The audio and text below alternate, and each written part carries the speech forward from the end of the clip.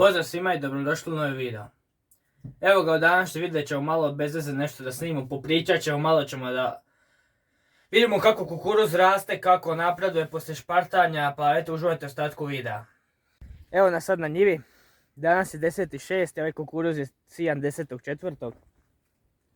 Vrijeme je neko čudno danas kišovito, ovih dana je bilo toplo, pretoplo, sunčano, lijepo, a evo možete vidjeti kako je kukuruz napredovao.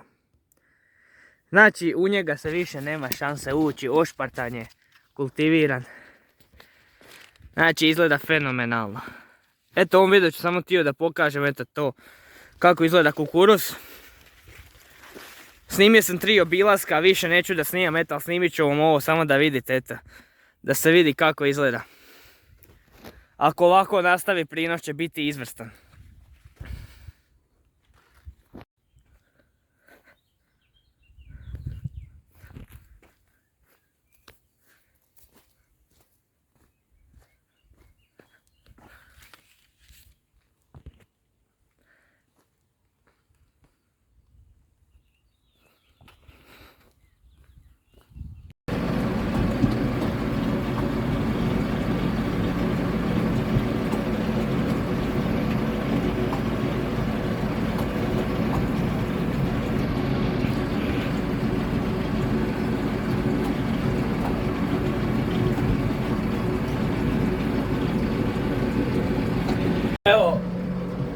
Evo ga opet, sad neka kiša počinje, ništa, tu ćemo se okrenuti, idemo kući, samo sam došao da vidim, eto.